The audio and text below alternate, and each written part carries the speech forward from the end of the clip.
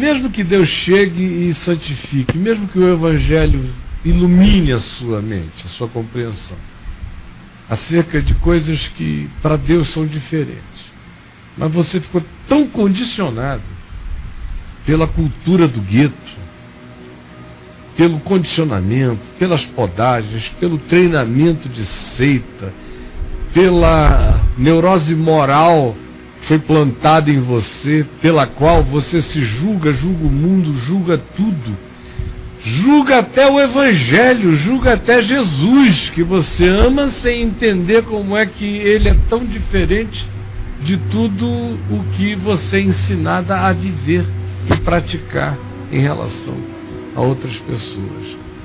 Por isso, quais são as coisas que para você são imundas, que passaram a ser imundas, passaram a ser abominações? Gente que foi isolada da sua vida, coisas que foram postas de lado para sempre, imundas, porque o conceito religioso, da cultura religiosa, as fazia imundas. E agora, mesmo quando você ouve o Evangelho, mesmo quando é a palavra da vida confrontando você, quando são os atos de Jesus confrontando você, quando são as práticas de Jesus confrontando você, ainda assim você diz: me deixa fora dessa, Deus. Isso eu não me engulo, Senhor. Isso eu não topo, com esses eu não converso. Aplica a tua graça lá e não me conta, por favor. E não peças de mim que eu engula, nem que eu venha digerir isso, porque para mim isso é indigerível. Não dá. Eu sou mais evangélico do que cristão. Eu sou mais presbiteriano do que do Evangelho. Eu sou mais calvinista do que de Jesus. Eu sou mais das doutrinas da Assembleia, dos usos e costumes, do que do ensino libertador do Evangelho. É melhor você admitir isso.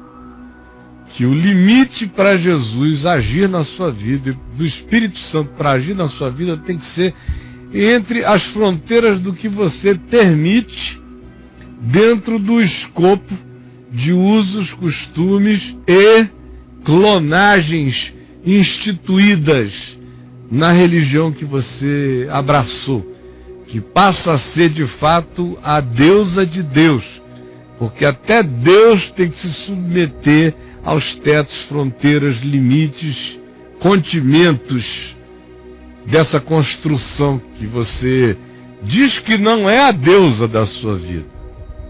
Diz que Deus é esse, a quem você, todavia, com ele fala, dizendo: de modo nenhum, Senhor. Quanto de modo nenhum, Senhor, existe na vida da gente? Quanto de modo nenhum, Evangelho aqui não. Não. Esse conceito aqui não. Não. Essa graça aqui não. Não. Esse perdão aqui não. Não. Essa tolerância aqui não. Não. Essa compreensão aqui não. Não. Essa misericórdia aqui não, nem Deus me peça isso, não, não, viu Deus? Não. De modo nenhum, Senhor. É pedir demais. É querer me converter além da conta. Além da conta. Está me pedindo agora coisas ancestrais, coisas da minha cultura mais visceral. Não, de modo nenhum, Senhor. Isso não. Salva-me. O que tu estás fazendo com eles nem me informa, porque me faz mal. Fico com raiva quando eu tenho notícias da tua graça sobre a vida de certas pessoas. Ou quando eu sofro constrangimento de verificar que aquele a quem eu abomino é santo diante de ti e tu o amas. Então, eu não nasci para essa dimensão, para essa generosidade. Que o Evangelho fique na minha vida até o dia de hoje, não se expanda daqui. Minha dieta está estabelecida de convívio humano, minha dieta de palatabilidade relacional, minha dieta de tolerância para com o próximo, minha dieta do que eu aguento, do que eu não aguento, está estabelecida.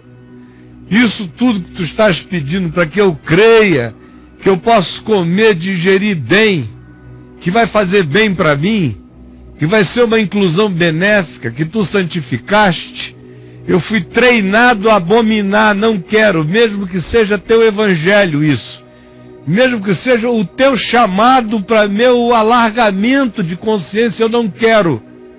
Deus, vou morrer na minha estreiteza, mas que a grandeza da tua graça fique para lá e eu me atenha à dimensão do meu paladar castrado, da minha intolerância, da minha castração de alma, da minha incapacidade de abraçar, porque eu fui reduzido a cotocos fraternos, da minha incapacidade de andar, porque eu fui e me deixei cerrar na chance da mobilidade de ir ao encontro do diferente, porque eu me mutilei, porque eu me inviabilizei, porque eu determinei que a tua graça na minha vida só acontece em preto e branco, ela não é multiforme. Ela não é multiforme. Bom, eu disse aí no vídeo que você viu que tudo que aconteceu e vai ainda acontecer na casa de Cornélio na semana que vem lá na Cesareia Marítima foi para salvar Pedro, muito mais do que Cornélio. Foi para salvar Pedro dessa clausura, dessa doença, desse de modo nenhum Senhor que trava o discipulado e mata o Espírito Santo na gente, mata o Evangelho na gente.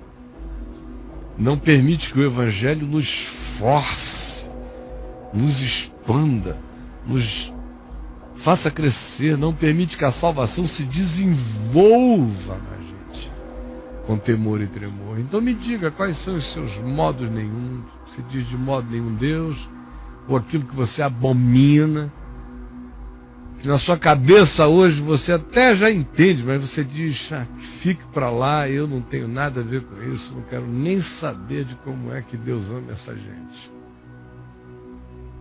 Só o cara designar pessoas de essa gente já mostra em que estado você está, né? Então escreva, vá lotando o chat, deixa o Espírito Santo ir fundo em você, fundo. Gerar essas conversões na conversão é o que vai nos salvando do empedramento.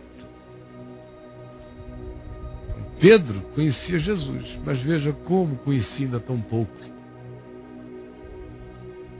Quando a gente conhece muito pouco a Deus é que a gente tem esses muitos de modo nenhum Senhor. De modo nenhum Senhor, de modo nenhum Senhor. Isso eu não engulo Deus. Mas depois que a gente vai conhecendo mesmo a Deus, o que Ele serve, a gente come com alegria.